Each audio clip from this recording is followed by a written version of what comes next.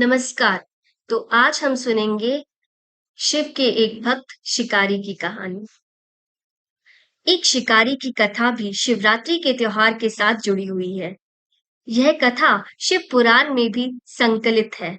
कथा के अनुसार प्राचीन काल में किसी जंगल में एक गुरुद्रोह नाम का एक शिकारी रहता था, जो जंगली जानवरों का शिकार करता तथा अपने परिवार का भरण पोषण किया करता था। एक बार शिवरात्रि के दिन जब वह शिकार के लिए निकला, पर संयोगवश पूरे दिन खोजने के बाद भी उसे कोई शिकार न मिला। उसके बच्चों, पत्नी एवं माता-पिता को भूखा रहना पड़ेगा, इस बात से वह चिंतित हो गया। सूर्यास्त होने पर वह एक जलाशय के समीप गया और वहां एक घाट के किनारे एक पेड़ पर पीने के लिए पानी लेकर चढ़ गया, क्योंकि उसे पूरी उम्मीद थी कि कोई ना कोई जानवर अपनी प्यास बुझाने के लिए यहाँ जरूर आएगा।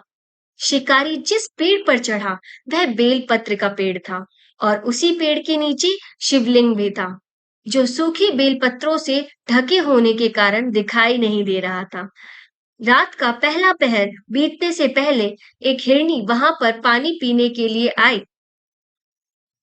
शिकारी ने अपने धनुष पर बाण साधा। ऐसा करने में उसके हाथ के धक्के से कुछ पत्ते एवं जल की कुछ बूंदें नीचे बने शिवलिंग पर गिरी और अनजाने में ही शिकारी की पहले पहर की पूजा हो गई। हिरनी ने जब पत्तों से खरखराहट सुनी तो घबराकर ऊपर की ओर देखा और शिकारी से कांपते हुए स्वर में बोली, मुझे मत मारो। शिकारी ने कहा, वह और उसका परिवार भूखा है, इसलिए वह उसे नहीं छोड़ सकता। हिरनी ने वादा किया कि वह अपने बच्चों को अपने स्वामी को सौंपकर लौट आएगी, तब वह उसका शिकार कर ले। शिकारी को उसकी बात का विश्वास नहीं हो रहा था। उसने कहा, जिस तरह सत्य पर ही धरती टिकी है, समुद्र मर्यादा में रहता है और झरनों से जलधाराएं गिरा करती हैं, वैसे ही वह भी सत्य बोल रही है। क्रूर होने के बावजूद शिकारी को उस पर दया आ गई और उसने जल्दी लौटना कहकर उस हिरनी को जाने दिया। इसी तरह उसकी 3 पहर की पूजा पूरी हुई।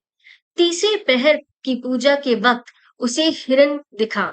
उसने शिकारी को देखा और पूछा, तुम क्या करना चाहते हो? वह बोला, अपने कुटुंब को भोजन देने के लिए तुम्हारा वध करूंगा।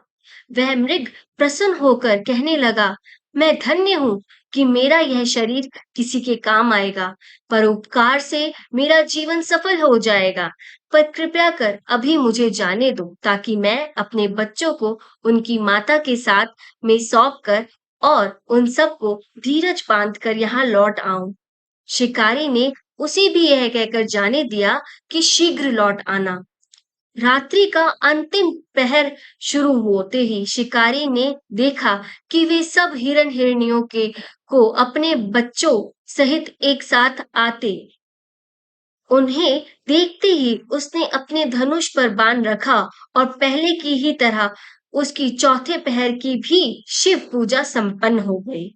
वह सोचने लगा, ओह, ये पशु धन्य है, जो ज्ञानहीन होकर भी अपने शरीर से परोपकार करना चाहते हैं। लेकिन मैं अनेक प्रकार से कुकृत्य से अपने परिवार का पालन करता रहा। अब उसने अपना बाण रोक लिया। उसके ऐसा करने पर शिव उससे प्रसन्न हुए और उसे गुह नाम दिया, जो रामायण में राम के मित्र हुए। धन्यवाद।